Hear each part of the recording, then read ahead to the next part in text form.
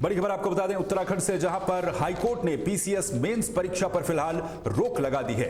ये बड़ी खबर आपको बता रहे हैं उत्तराखंड से, हाईकोर्ट ने पीसीएस मेंस परीक्षा पर फिलहाल रोक लगा दी है। इसके साथ ही 6 और 9 दिसंबर को पीसीएस की मेंस परीक्षा आयोजित होनी थी, लेकिन इस पर रोक लगा दी गई। हाईकोर्ट की तरफ से रोक लगाई गई है। प्री में पूछे गए गलत प्रश्नों को लेकर के, प्री एग्जाम में जो गलत प्रश्न पूछे गए थे उसकी याचिका पर रोक लगाई गई है और पीसीएस प्री का संशोधित परिणाम जारी करने के निर्देश भी हाईकोर्ट की तरफ से दिए गए हैं। साथ ही जीएस से गलत प्रश्नों को हटाने का निर्देश भी हाईकोर्ट ने दिया है और गलत प्रश्नों को हटा करके फिर से इसका संशोधित परिणाम करने के निर्देश कोर्ट ने जारी किए हैं।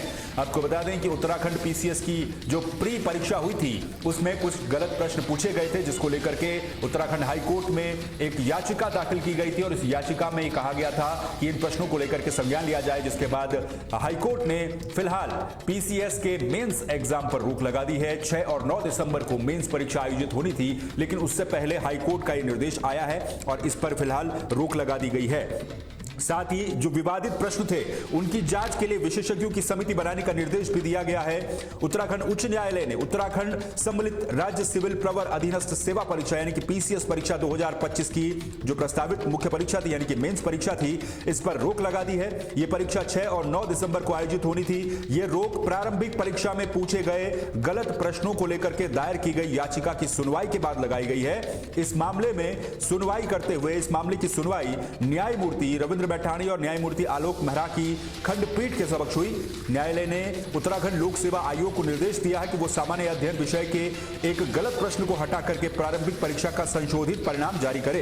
इसके अलावा 2022 के रेगुलेशन के अनुसार नई मेरिट सूची जारी की जाए। कुलदीप कुमार सहित अन्य अभ्यर्थियों ने हाईकोर्ट में याचिका दायर कर प्री एग्जाम में गलत प्रश्नों को चुनौती दी थी। आरोप लगाया गया था कि प्रारंभिक परीक्षा में सामान्य अध्ययन का एक प्रश्न गलत तरीके से बनाया गया था, जिससे परिणाम प्रभावित हुआ है।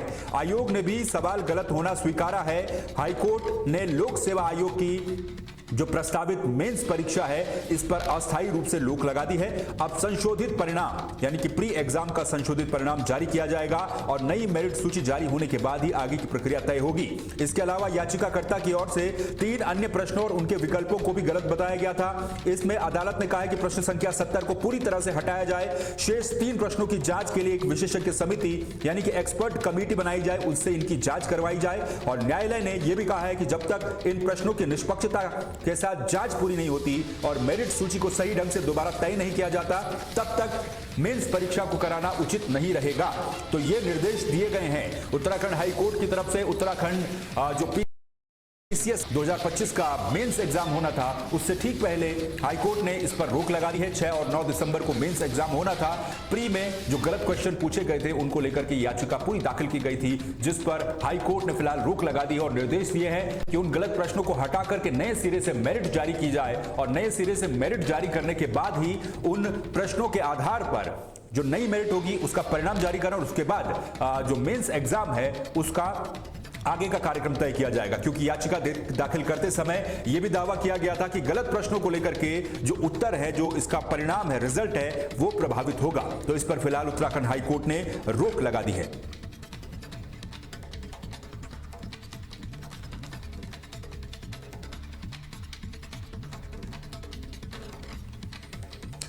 चलिए, एक तरफ उत्तराखंड हाईकोर्ट ने रोक लगा दी है पीसीएस की परीक्षा पर, वहीं दूसरी तरफ अगली बड़ी खबर का रुख करेंगे। अगली बड़ी खबर आपको बता दें,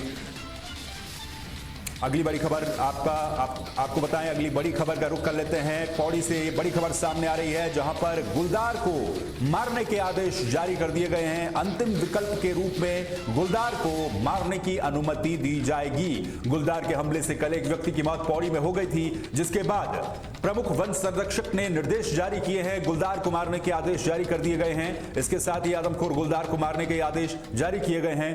पौड़ी से यह खबर आपको हम बता रहे हैं, जहां पर पहले गुलदार को पकड़ने की कोशिश की जाएगी और अंतिम विकल्प के रूप में इस गुलदार को मारा जाएगा।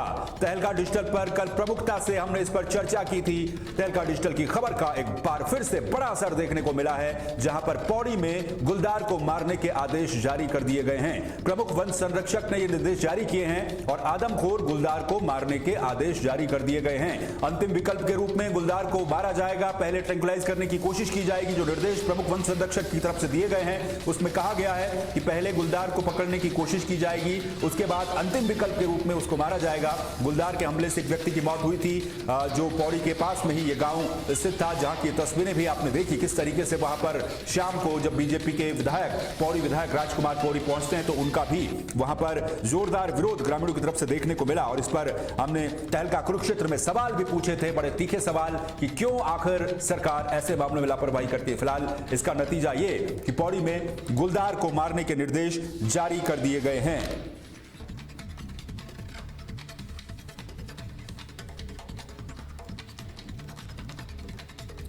तो ये बड़ी खबर पौड़ी से आपको हम बता रहे हैं, जहां पर गुलदार को मारने के आदेश जारी कर दिए गए हैं। प्रमुख वन संरक्षक की तरफ से ये आदेश जारी किए गए हैं। और फिलहाल क्योंकि गुलदार के हमले में एक व्यक्ति की मौत हो गई थी, उससे पहले एक और गुलदार का हमला पौड़ी में हुआ था, जिसमें एक आंगनबाड़ी केंद्र के बच्चे पर गुलदार ने घात लगा करके हमला कर दिया था।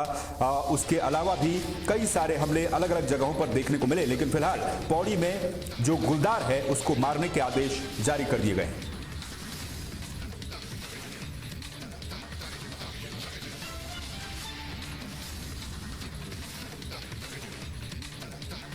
अगली खबर का रुख कर लेते हैं। रूस के राष्ट्रपति व्लादिमीर पुतिन का भारत दौरा है और भारत दौरे का आज दूसरा दिन है। प्रधानमंत्री नरेंद्र मोदी ने एयरपोर्ट पर अगवानी की थी रूसी राष्ट्रपति व्लादिमीर पुतिन की। उसी से जुड़ी हुई बड़ी खबर आपको बता रहे हैं। रूसी राष्ट्रपति पुतिन के भारत दौरे का आज दूसरा दिन है। पीएम मोदी ने एयरपोर्ट पर प्रोटोकॉल तोड़कर पुतिन का स्वागत किया था। इसके अलावा भारत रूस द्विपक्षीय संबंधों को लेकर के चर्चा होगी, ये तस्वीरें भी सामने आई थी। और पीएम मोदी ने पुतिन को श्रीमद् भगवद गीता भेंट की है।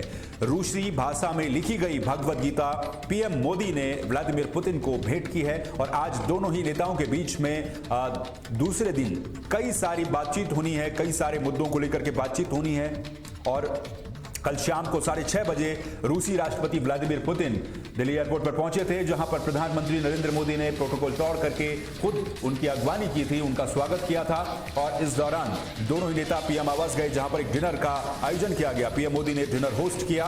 और उसके बाद आज रूसी राष्ट्रपति व्लादिमीर पुतिन के दौरे का यह दूसरा दिन है। और दूसरे दिन द्विपक्षीय संबंधों को लेकर कई तरह की चर्चाएं होनी है, कई तरह की बैठकें होनी है, कई तरह के मुद्दे हैं जिन पर बातचीत होने की संभावना है।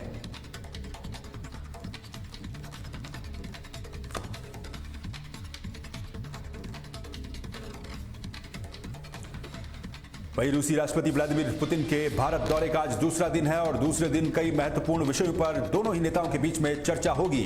इसमें कई सारे मुद्दे ऐसे हैं जिनमें दोनों देशों के बीच द्विपक्षीय संबंधों को मजबूत करने पर चर्चा होगी। व्यापार घाटा कम करने पर जोर दिया जाएगा। ऑटोमोबाइल सेक्टर में नए बाजार को तलाशने पर भी रूस और भारत के बीच में जोर रहेगा। फार्मास्यूटिकल और कृषि क्षेत्र पर भी बात होने की संभावना है। तो आज दूसरे दिन कई तरह की बातचीत होनी है। मेड इन इंडिया अभियान को लेकर के रूस और भारत के बीच में बातचीत होगी। पुतिन और मोदी के बीच में इसको लेकर के वार्तालाप की जाएगी। दोनों देशों के बीच में व्यापार घाटा कम करने पर जोर दिया जाएगा। और कल जिस तरीके से एयरपोर्ट पर प्रधानमंत्री नरेंद्र मोदी ने रूसी राष्ट्रपति व्लादिमीर पुतिन का स्वागत किया था, उसके बाद आज इस दौरे का दूसरा दिन है। फार्मास्यूटिकल इंडस्ट्री को लेकर के काफी सारी चर्चा होने की संभावना है। कैसे जोर देकर के फार्मास्यूटिकल इंडस्ट्री में दोनों ही देशों के बीच में जो सामंजस्य है उसको बिठाया जाएगा, उसको लेकर के चर्चा होने की पूरी संभावना है। और दोनों देशों के बीच द्विपक्षीय संबंधों को और मजबूत करने को लेकर के भी चर्चा की जाएगी। तो रूसी राष्ट्रपति व्लादिमीर पुतिन के दौरे का आज दूसरा दिन है, उनके भारत दौरे का। और इससे पहले प्रधानमंत्री नरेंद्र मोदी ने पीएम आवास में व्लादिमीर पुतिन के लिए डिनर होस्ट भी किया था। मेड इन इंडिया अभियान को लेकर दोनों देशों के बीच में चर्चा होगी। खासतौर पर इसमें रूस की भूमिका किस तरीके से महत्वपूर्ण रह सकती है, इसको लेकर के भी दोनों देशों के बीच में चर्चा की जाएगी।